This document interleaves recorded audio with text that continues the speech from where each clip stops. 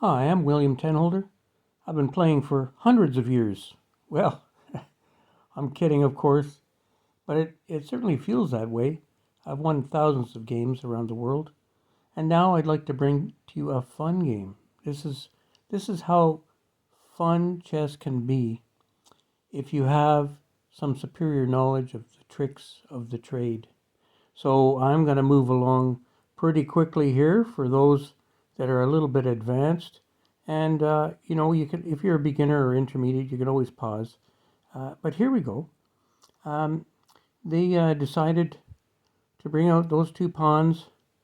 Uh, that's somewhat unusual, but it happens. I feel I'm already ahead because I have the two knights out. So let's see how this progresses. Of course, I have to oppose the e5 pawn. We don't want that to get in too deep because before you know it, they have the d5 pawn up and then they're just crushing the center. So you have to. Right now, white has great control in the center with the two knights and the pawn. So let's proceed and let's have some fun here. Let's have some fun. This is an interesting idea. It's, again, a little unusual to put the bishop in front of the d7 pawn. However, they're going to try to make it work. Let's see. In this case, I think superior development is going to win. So let's see that. Now, this is just a nice, simple opening to have a quick castle and then go to business. Now, I took advantage of that hanging pawn. And I could have castled, but then the pawn is not a hanging pawn. It can come up into b4, right? Okay, so the queen attacks the knight. It's a good plan. I like it. I might use it myself. But I defend by just supporting the knight with a pawn. Double attack on the knight. So it's starting to look like a good queenside attack, right? It's a proper queenside attack. So now, yeah, sure. There's a little bit of a pause because I feel that I can weather the threats. I'm not worried about losing a pawn over there. I've got my own ideas, and let's see how that goes. So next, they do take the knight. No problem. It was kind of a gambit, and they accepted it. And so I, did my own little gambit with the pawn, right? So they decided not to take the pawn. Obviously, I still had defense on it. So here we go. They come out with their knight, and so, it's good development on both sides. As long as nobody steps out of line, makes a mistake, let's see how it goes. So this is an excellent move. I mean, I look at it and I love it. The queen has eyes on the f3 square. That whole white diagonal is wide open for the queen. And that's because of the bishop, black bishop on d6. They have very little defense on that line. And the queen is very strong there. And we're going to see how this happens. So they decide to try to attack with the knight. Now, if you're going to attack with the knight, it better be a really good attack. In this case, I don't think so. In this case, this leaves black wide open. And we're going to see how I take advantage of that. Now we have, a chance to rip open the king's side. And so their defense is the pawn. And yes, the queen slides right in there. Check. And of course, this is a sharp line right now. This is very aggressive. It's a very sharp line, but the ones that can play these sharp lines are the ones that win the games. First of all, I've already castled. Second of all, now the other king will not be able to castle because it's going to have to move. So now that king cannot castle on the king side or the queen side. It's going to be stuck in the middle for the rest of the game. That's a big consideration.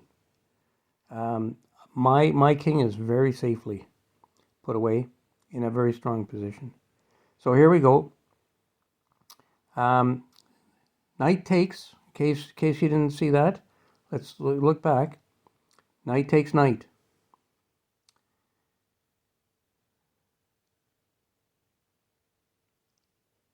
So this, obviously puts them in a worse position.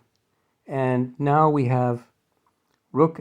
They're trying to trap the queen, but they can't just because, again, where they put their bishop, they have no chance to trap the queen.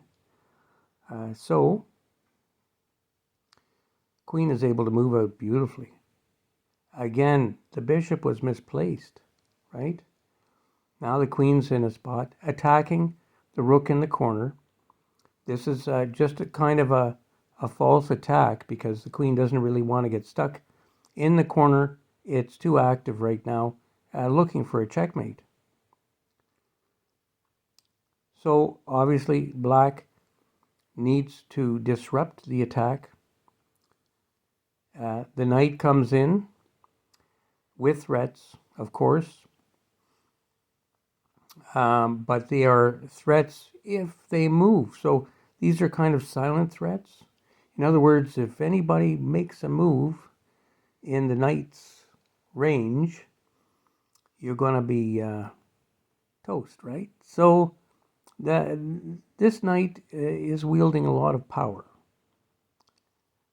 They decided that they're going to go for a kingside attack with all the pawns. Just throw everything at me. I decided not to go right into the corner. I thought, I'm ahead on material. And I don't mind to exchange the queen. And if I don't exchange the queen, I have another threat. Watch how this works. So these are the tricks of the trade. You see, they were thinking, oh, queen goes into that corner with the rook, then they're going to make, they had other plans. But I didn't. So now the queen moves to a different spot. I said, fine, I'll take the rook because now you're not in a position to do anything. The queen is blocked by the two pawns, the two black pawns. So now king moves because the next move by the queen is going to cause some threats. And so now we just look around and we see the pieces. White in a comfortable position with the two rooks, two bishops, and we can also see that black's position looks hopeless, has holes all over the place. Now white still has to develop, but it has two pieces on the back 8 file and just a queen and some pawns. The pawns are not going to be a problem. So here we go. They now have a 4-pawn rush. They are thinking crush. So we have to get the black bishop active to avoid this crush of pawns. And they cooperated. Check.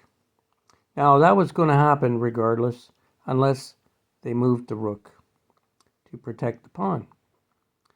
So check. King has to move. Now I had some play there. There was a possibility for me to do a couple of other moves, but I found that the rook move was the best. It's more active, and you have to activate your pieces. They are continuing with their plan, but it's not working. Bishop takes pawn. Now, they do have the idea of coming in on the H file. And that is a threat. You can't take that lightly. So there is a defense to that, and that is simply with the pawn. And now the pawn rush is just about over. But they still want to rush in with their pawn rush. And the way to refute that is to somewhat force an exchange of the queens. And we'll see what they do. They decide to take with the pawn. And of course, we have to consider what's the next move. If I can check the black king, then they cannot check my king with the pawn. So taking the queen was my objective because I'm way ahead. And then simply they have to take the queen, I take the pawn, and their whole king attack is over. King moves to the center and resigns. And you can see why. Their position is hopeless. And so it really comes down to the active player, the player that is willing to take a few risks, to be aggressive and at the same time defensive, right? You can't be all offense. You have to be thinking also at the same time, what are your defense moves to prevent checkmate? They're looking for the same thing. They're looking for a queenside attack. In this case, they did a queenside attack. They did a kingside attack. They tried everything. But in the end, it was the active maneuvering of the white pieces that won the game. I hope you enjoyed this. Play a little music to celebrate with me. Have a good time out there. Enjoy your chess.